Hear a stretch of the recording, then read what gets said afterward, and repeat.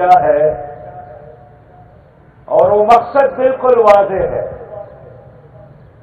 کہ خود بھی بندگی کرنا اور اللہ کی بندگی کا نظام اس دنیا میں برپا کرنا، ایک ایسا نظام جس میں اللہ کی بندگی کرنا آسان ہو، جس میں رزق حلال کے دروازے کھل جائے، جس میں بدی کے راستے بند ہو جائے، ایک ایسا نظام جس میں کوئی طاقت رکھنے والا کمزور پر ظلم نہ کرے، ایک ایسا نظام جس میں ایک آدمی دوسرے سے محبت کرے، ایک دوسرے کا سہارا بنے، ایک دوسرے کا بھائی بن کر رہے، ایک ایسا نظام جس میں جہالت نہ ہو، جس میں کرپشن نہ ہو، جس میں مہنگائی نہ ہو، جس میں بے روزگاری نہ ہو، جس میں سودی نظام معیشت نہ ہو، جس کی عدالتوں میں انصاف ہو، ظلم کا قانون نہ ہو، جہاں تعلیمی اداروں میں تربیت ملے، روح کے پاکیزگی کا بھی سامان ہو، نفس کے تزکیہ کا بھی سامان ہو، اور دنیا و مافیہ کی تسخیر کا بھی صلاحیت ہو۔ پاکستان اس لیے بنا تھا کہ یہ دنیا کے لیے ایک ماڈل ملک بنے گا جہاں اللہ کی حاکمیت ہوگی، جہاں انسانوں کے بنائے ہوئے نظاموں سے آزاد ہوگا۔ پاکستان کا آئین یہی کہتا ہے کہ یہاں حاکمیت اللہ رب کریم کا ہے، ہمارے قانون کا ماخذ قرآن اور سنت، ہمارے ملک میں ربا نہیں ہوگا، ہمارے ملک میں بنیادی انسانی حقوق کی حفاظت ہوگی، یہ ساری چیزیں ہمارے آئین میں موجود ہے۔ لیکن 75 سالوں سے ایک دن بھی ایسا نہیں آیا کہ پاکستان کے لوگوں نے حقیقی معنوں میں اللہ کا دن نفاذ کی صورت میں دیکھا ہو۔ نہ عدالتوں میں اللہ کا نظام، نہ معیشت میں اللہ کا نظام، نہ تعلیمی اداروں میں وہ نور نظر آیا، نہ سیاست میں وہ نظام۔ اور یہی وجہ ہے کہ 75 سال ہم ایک ہی لفظ سنتے ہیں ہر حکمران سے کہ حالات خراب ہے، پاکستان خطرے سے دوچار ہے۔ اور آج بھی اگر آپ اخبارات اٹھا کر پڑھیں اور دیکھیں، یہی فکر آپ کو ملے گا کہ حالات خراب ہے، ہمیں کچھ سخت فیصلے کرنا ہے، ہمیں کچھ کڑوا فیصلے کرنا ہے۔ معیشت خراب ہے، امن و امان خراب ہے، روزگار تباہ حال ہے۔ سوال یہ ہے کہ 75 سالوں میں یہ تباہی اور بربادی، اس کا ذمہ دار کون ہے؟ کوئی تو ہوگا نا اس کی تباہی اور بربادی کا ذمہ دار۔ غریب آدمی نہیں ہے، ملک سے محبت کرتا ہے، مزدور نہیں ہے، وہ محنت کر کے بچوں کو رزق حلال کماتا ہے۔ اس ملک کی تباہی اور بربادی کے 100% ذمہ دار وہی لوگ ہیں جس کو اللہ تعالیٰ نے اس دنیا میں اختیارات سے نوازا، حکومتوں سے نوازا، اور انہوں نے اپنے ذاتی مفادات کے لیے تو کام کیا لیکن ملک کے لیے نہیں کیا۔ نہ اس ملک کے جغرافیہ کو سنبھال سکے، نہ اس ملک کے نظریے کے ساتھ وفاداری کر سکے، نہ پاکستانی قوم کو ایک پاکستانی ملت اور قوم بنا سکے۔ اور آج بھی اس ملک میں خوف ہے، آج بھی اس ملک میں بدامنی ہے، آج بھی اس ملک میں نہ سرکاری لوگ محفوظ ہے نہ سویلین محفوظ ہے۔ روز ہمارے فوجی نوجوانوں کے لاشیں بھی گرتی ہیں اور روز سویلین کی بے لاشیں. آج سندھ میں ریاست کے اندر ڈاکو نے ایک ریاست بنائی ہے. آج کھیتی کے اور قبائلی علاقوں میں دشمن نظر نہیں آ رہا ہے، لیکن روز ہمارے لوگ شہید ہو رہے ہیں. میرے محترم بھائیوں اور دوستوں، ایک طرف امن و امان خراب ہو اور دوسرے طرف معیشت تباہ ہو تو اس پاکستان کا کیا ہوگا؟ آج تو 100% ہماری حکمرانوں نے ملک کی معیشت IMF کے حوالے کیا ہے. ہمارا سارا نظام اب وہ چلا رہا ہے. نئی حکومت بنی، بڑے بڑے وعدے کیے ہیں.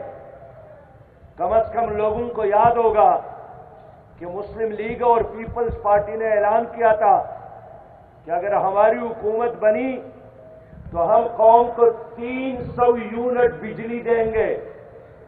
آج کس طرح وزیر اعظم اعلان کرتا ہے کہ ہم بجلی کی فی یونٹ میں اضافہ کریں گے.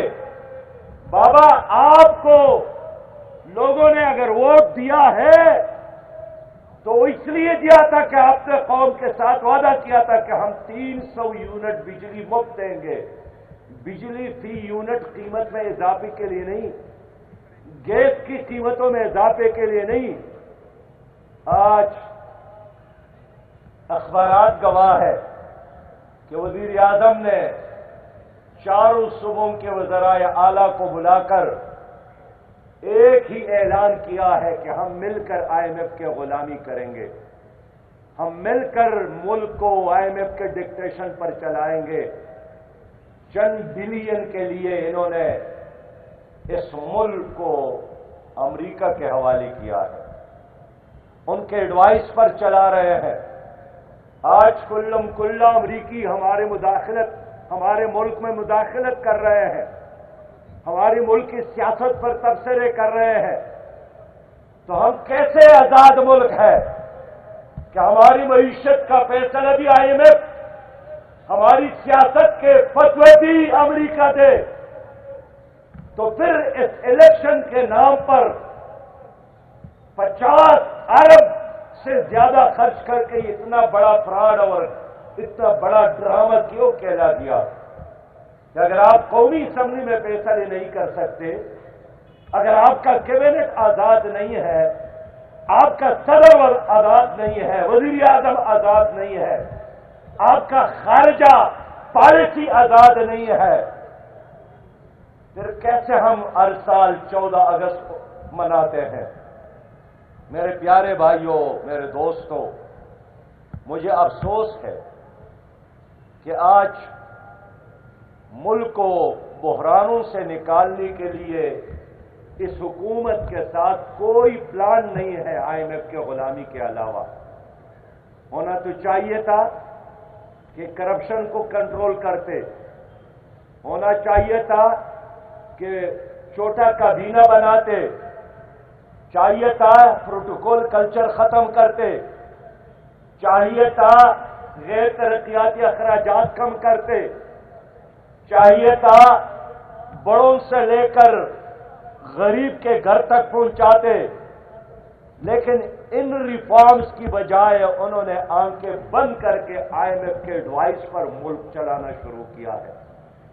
اور آئندہ 3-4 مہینوں میں آپ دیکھیں گے کہ پاکستان میں لوگوں کے لیے جینا مشکل ہوگا، سانس لینا مشکل ہوگا، بچوں کو پڑھانا مشکل ہوگا، کپڑے پہنانا مشکل ہوگا، قبر کے لیے جگہ نہیں ملے گی اور پہنانے کے لیے کفن نہیں ملے گا. اس لیے ہم حکومت کو خبردار کرتے ہیں کہ IMF کے کہنے پر مزید قیمتوں میں اضافہ کیا گیا، ہم ریزسٹنس کریں گے، ہم مخالفت کریں گے، عوام کے ہاتھ اور تمہارے گریبان ہوں گے. 22 بار IMF سے قرضے لیے گئے. پہلے تو اس کو قرضوں کا آڈٹ کیا جائے، وہ کس نے کہے ہیں؟ آپ کے بینکوں، آپ کے جائیدادوں میں، آپ کے کارخانوں میں، آپ کے بینک بیلنس میں اضافہ، لیکن پاکستان کے غریب عوام کے لیے کڑوے اور تلخ فیصلوں کے علاوہ اور کچھ نہیں ہے۔ میں تو آج بھی یہی کہتا ہوں کہ قوم قربانی کے لیے تیار ہے، لیکن اس سے پہلے اشرافیت قربانی دے۔ ورلڈ بینک کا رپورٹ ہے کہ 17.7 بلین ڈالر پاکستان کے اشرافیہ کا جاتی ہے۔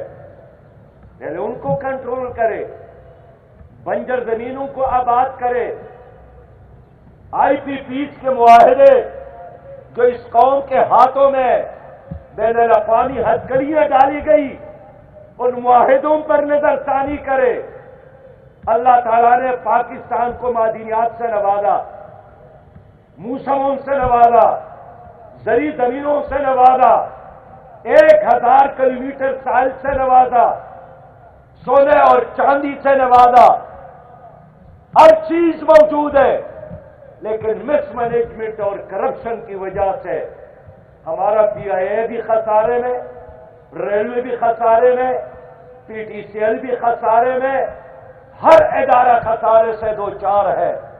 ہماری اس تباہی اور بربادی کی ذمہ دار بھی یہی سیاسی جماعتیں ہیں، جن کو اللہ تعالیٰ نے ایک بار نہیں بار بار موقع دیا، ہر بار انہوں نے قوم کو دھوکہ دیا ہے۔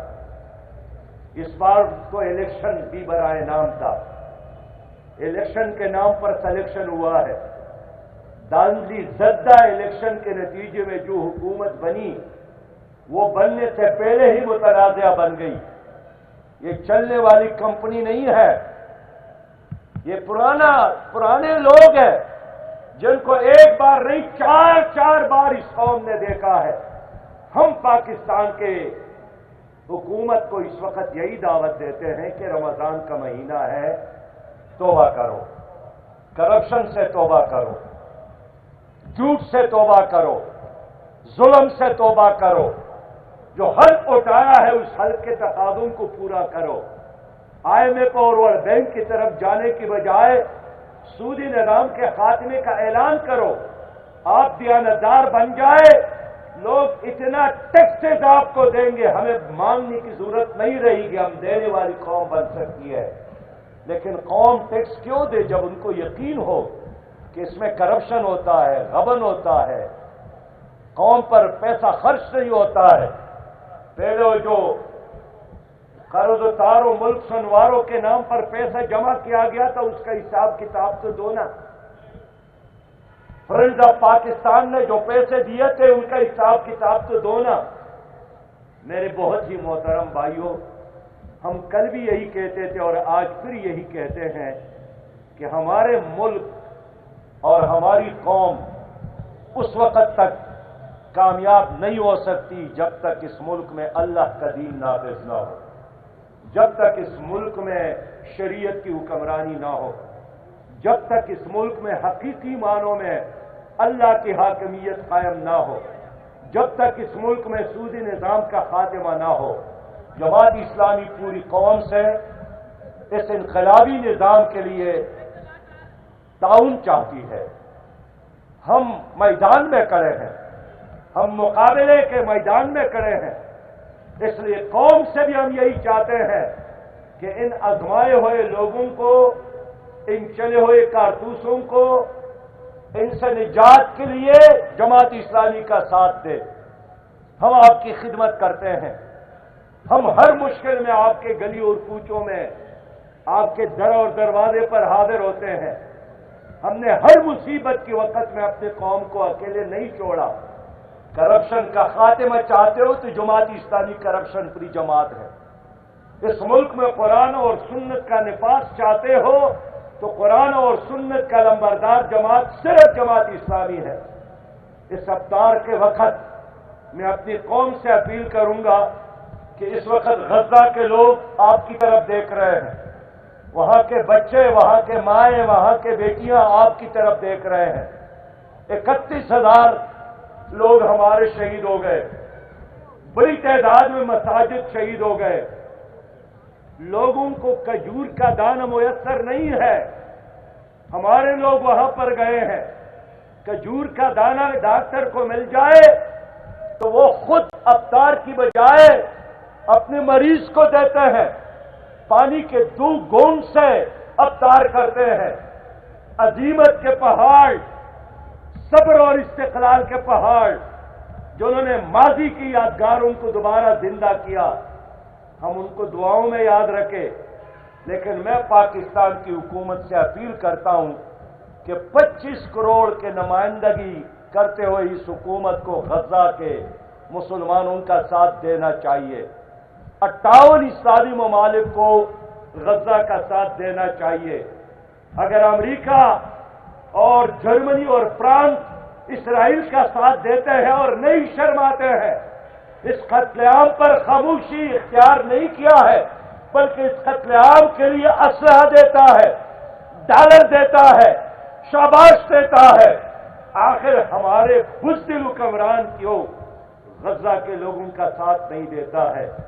آج کی اس افطار پارٹی میں اپنی قوم سے اپیل کرتا ہوں کہ پاکستان کی حکومت نے اسرائیلی مصنوعات اور اسرائیل کو سپورٹ کرنے والے کمپنیوں کے مصنوعات پر پابندی نہیں لگائی، لیکن قوم بائیکاٹ کرے۔ گلی اور کوچے کے دکانوں میں ان کی چیزیں موجود ہیں۔